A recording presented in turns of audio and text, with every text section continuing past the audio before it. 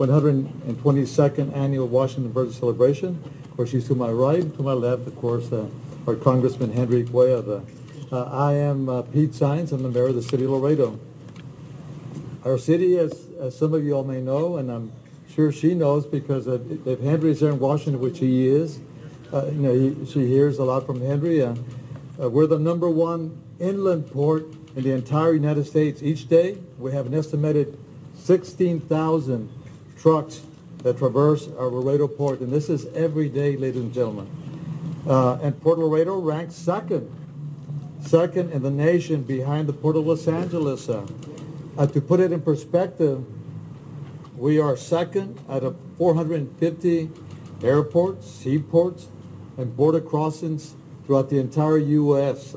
Laredo averages above 214 billion, and that's with a B, in trade and value every year, ensuring that American businesses and consumers have the goods and that they need, and also to stay competitive. And of course, what helps is these trade agreements that we have with countries all over the United States, and primarily with Mexico.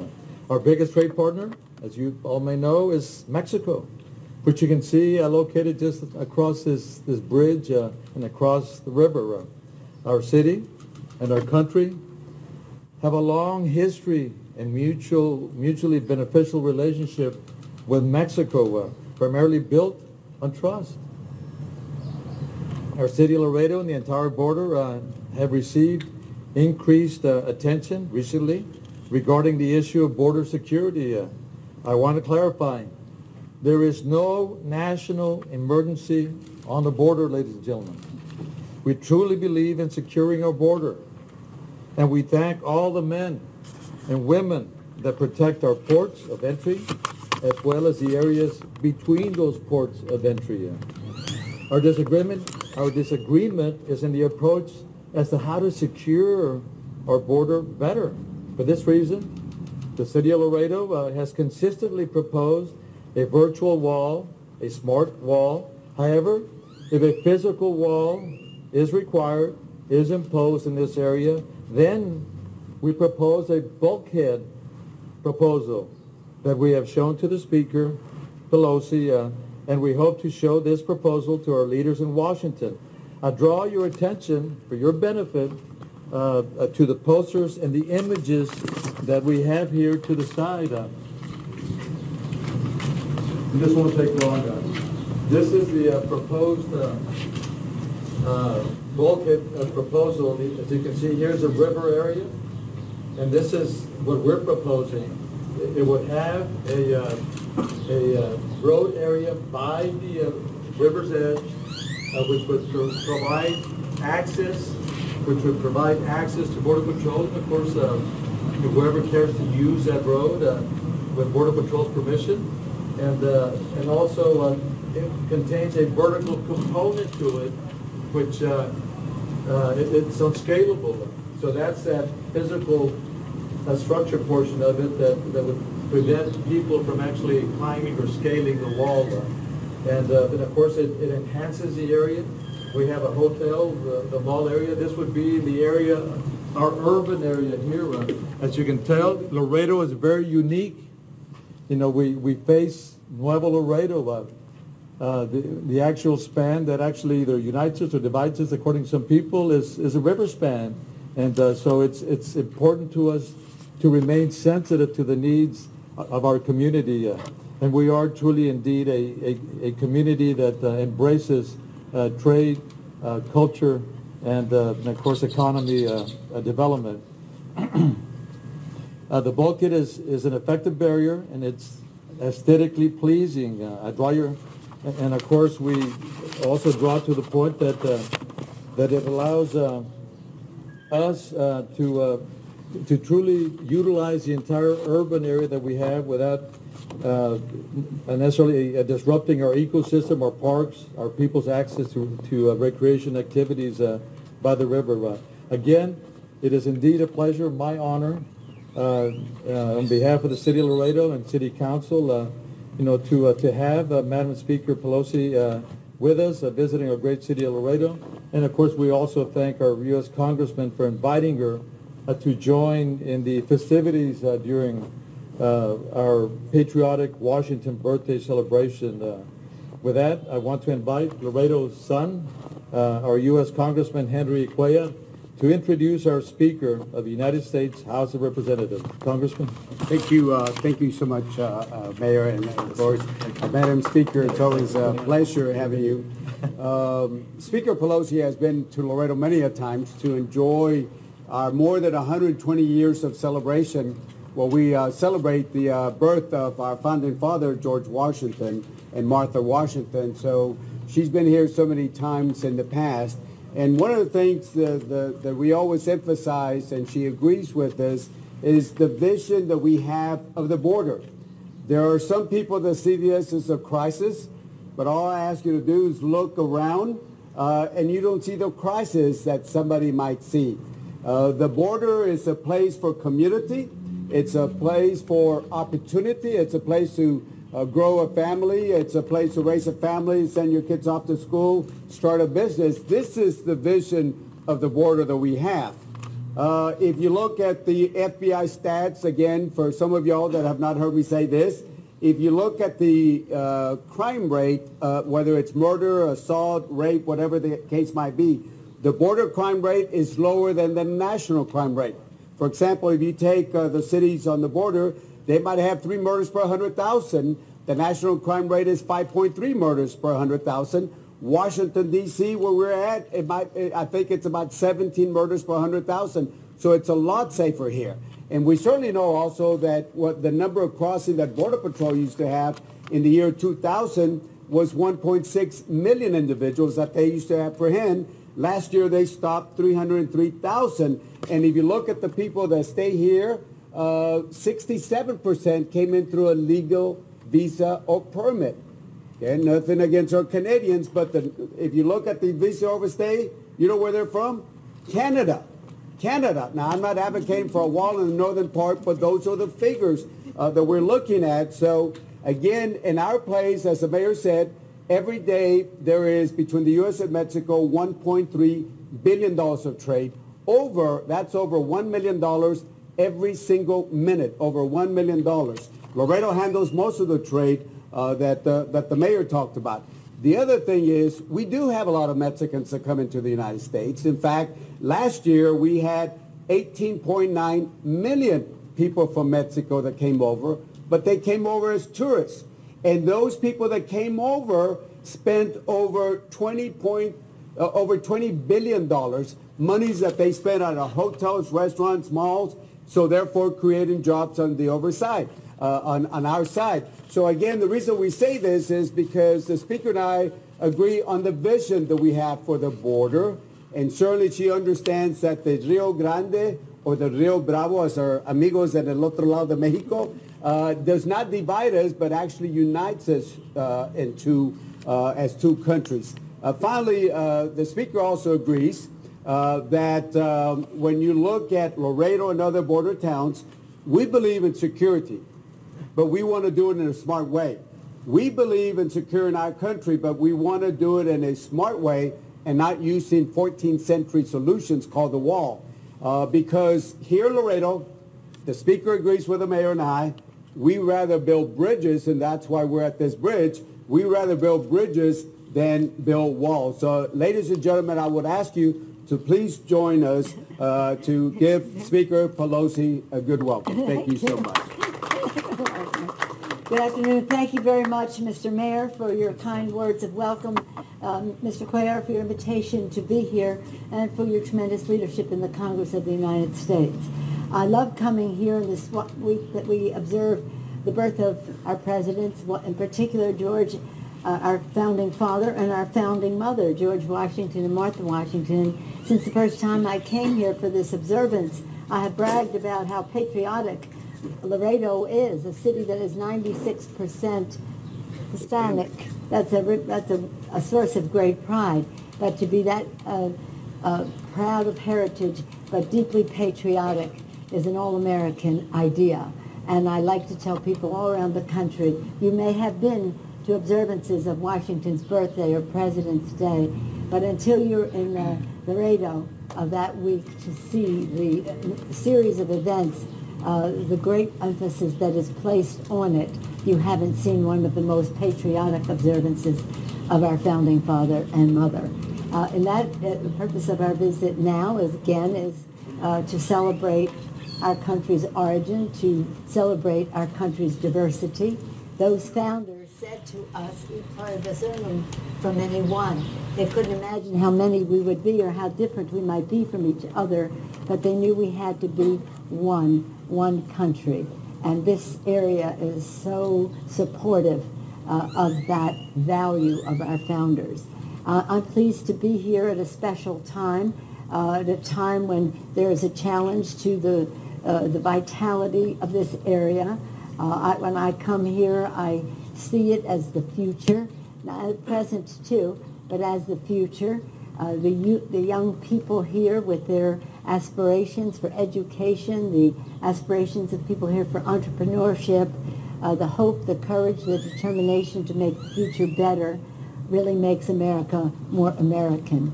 I think that some people have a fear of that, and that's why they don't understand the value of it and oppose or try to create a different impression as to what is going on here that is so important for our country.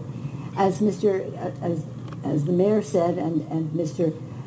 Cuellar said, we do care about border security. Of course, we take an oath to protect and defend our country, our Constitution, and our country and our people.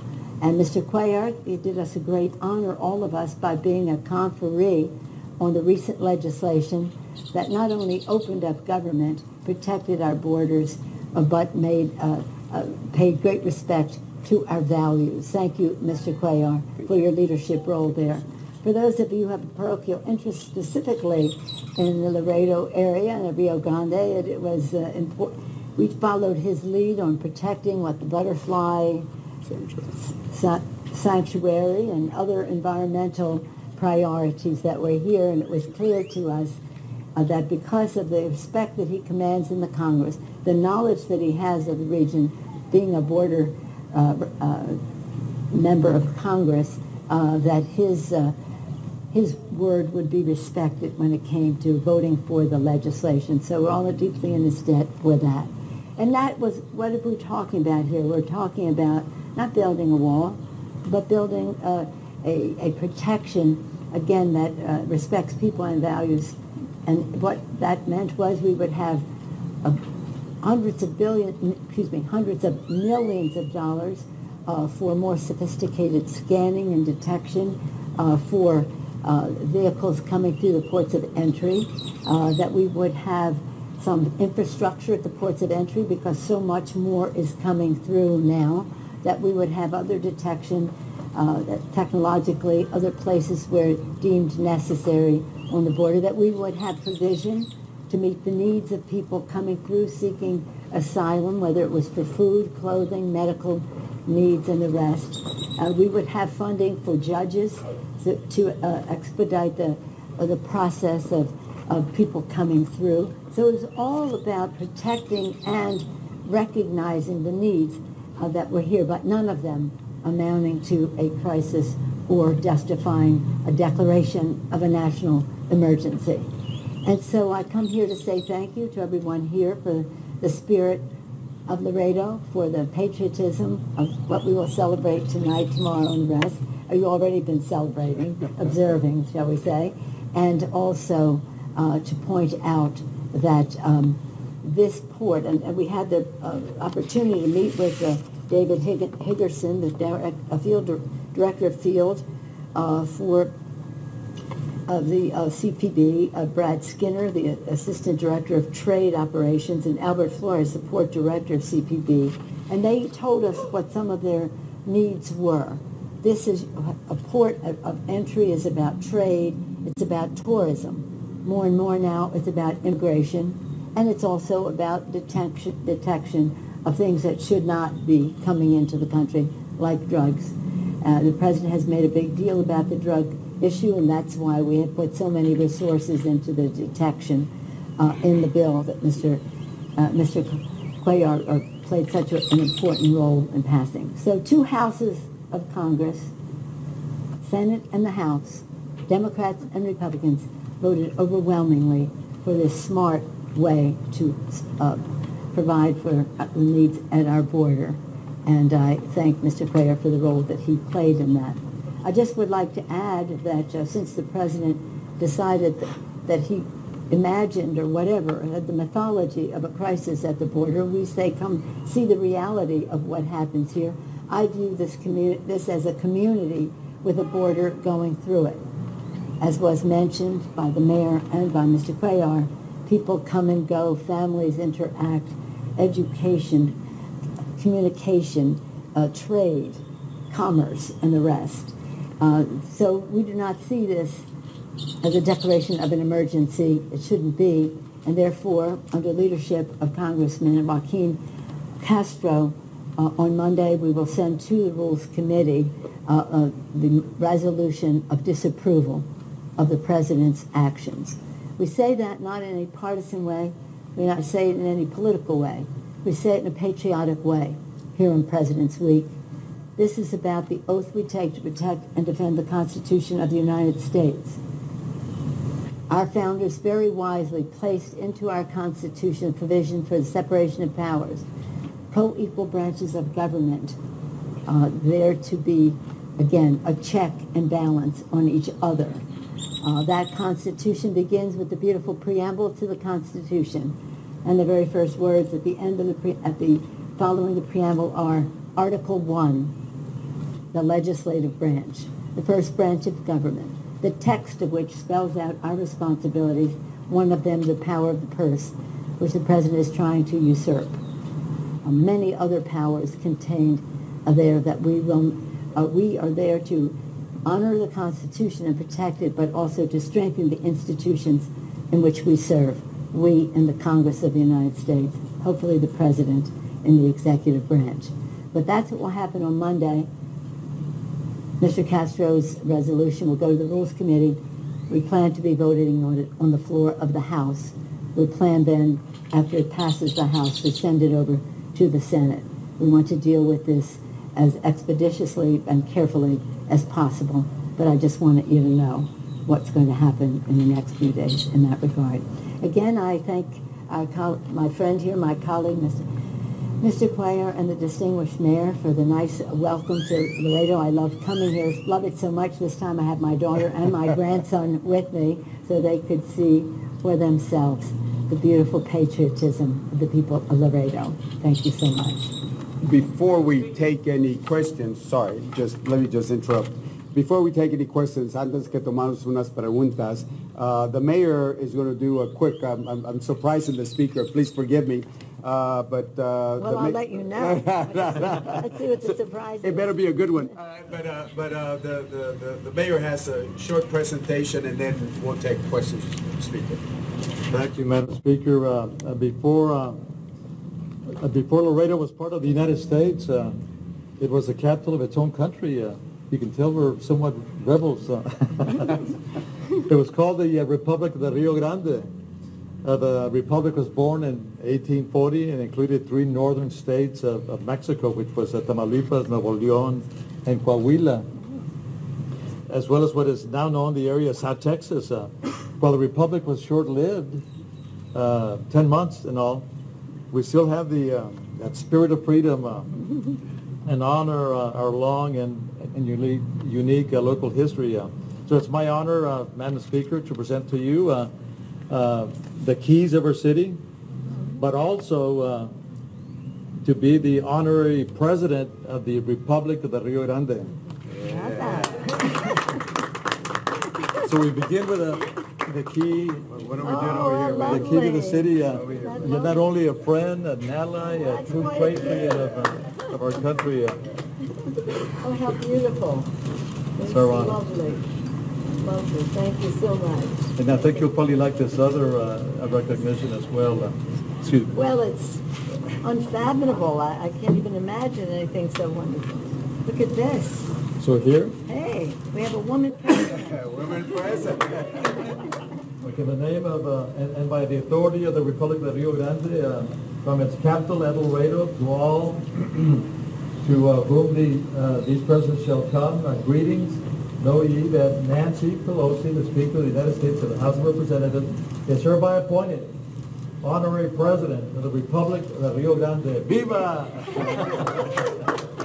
Thank you, Mr. Mayor. Yes, ma'am. That's just an unfathomable honor, and I hope that there are many other honorary presidents to share this honor with. And this key is quite formidable. I will display both of these honors with great pride in the Speaker's office in the capital of the United States. Thank you, Mr. Mayor. Thank you. It's really an honor. Thank you. Thank you. All right, questions? Preguntas? Your resolution to terminate the national emergency has a very good chance of passing the House, much more difficult in the Senate. How are you going to get Republican senators to go along with it? My responsibility is in the House of Representatives. We want to show them that we were ready. Let me just say about Congressman Castro, the chair of the Congressional Hispanic Caucus, representative of this great state of Texas, which has the longest border with Mexico of any state in our country. He knows the subject, and he started weeks ago to put together this very succinct resolution, hoping that it would not be necessary, but prepared in case it were. So it is just a one-page resolution, and I thank him for his leadership so that we were ready to move as soon as I got the letter from the President that he was doing. That's how it works. He sends a letter to the leadership of the Congress that he is declaring an emergency, and then going from there. So I think some of the arguments, not making an argument to the Senate, that's not my responsibility, but the case to be made to American people is that, first of all, we have a constitutional responsibility to protect and defend the Constitution. To do anything less than overturn this action by the President, we would be delinquent in our duties as those who take an oath to protect the Constitution. Second of all, there is no emergency at the border. It's a mythology of the President, not a reality at the border. And so people have to realize that. And that third, when he tries to usurp the power of Congress for spending, he does so at considerable cost to his own effort. Those in the military don't want the money taken out of the defense budget for a purpose that is clearly not a defense purpose. And so when people see the opportunity cost of the money that the President is taking away, he makes a good argument the President makes a good argument for us, to the American people and to the senators, that this is not the way to go. I think there's evidence that they don't even know what they're doing, because they thought they were taking over $2 billion out of one account to spend elsewhere, and they found out that except for $80 million, that money had already been spent. So I do think that the Department of Defense has a responsibility to say to the President, the money that you're taking from defense, we want your assurance that it will be spent on the national security of our country. A methodological crisis at the border does not meet that standard. But I'm only responsible for the House of Representatives. We'll have a good, strong vote.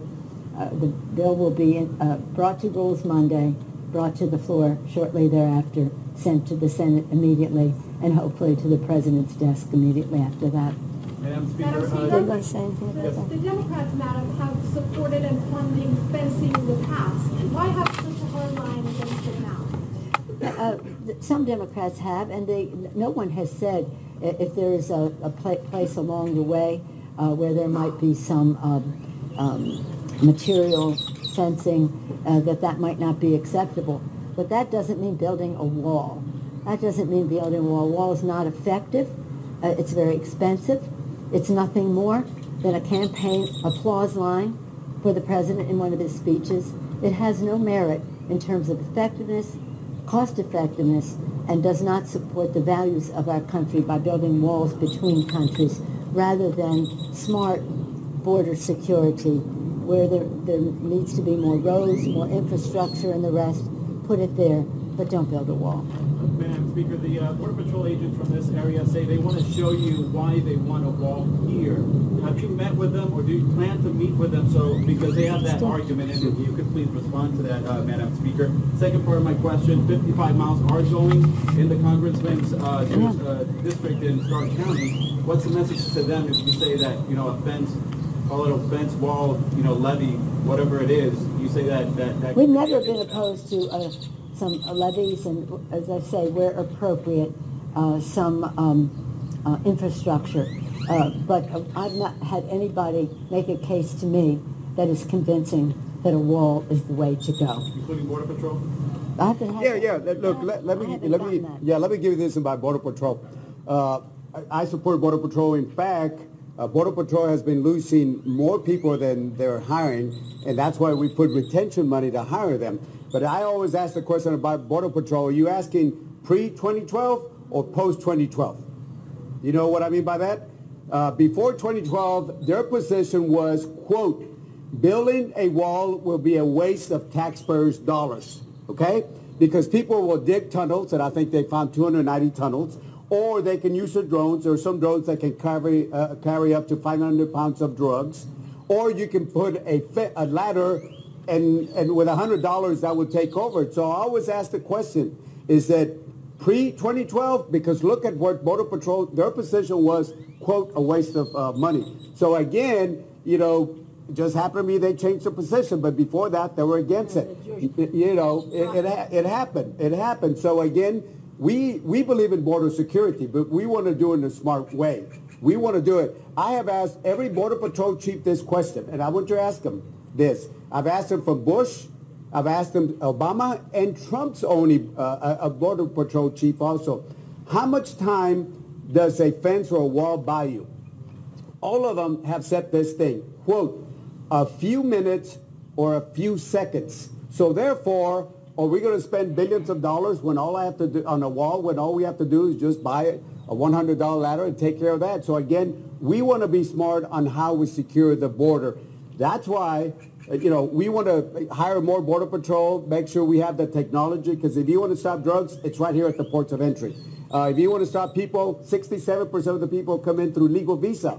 So the wall or the fence is not going to stop itself. And if you're going to hire more Border Patrol, are you going to do what the president did? He put out a $297 million contract to a vendor to show him how to hire Border Patrol. So the first payment they made was $14.8 million. You know how many Border Patrol they hired with $14.8 million? Two. Now, I don't know if one of them is Captain America. I don't know who they are. But if you're going to spend $14.8 million, you better do a better job. And this is why our approach, make sure that we hire them, make sure that we give them retention money so we don't lose any more Border Patrol. And to help the Border Patrol also is important to reinforce and with some infrastructure the ports of entry. What we heard today from some in the Border Patrol was that their purpose has been trade and tourism, and now it's more there's so much more immigration needs here, and so whether it's additional facilities to accommodate the people coming in, as I mentioned before, food, clothing, and medical assistance.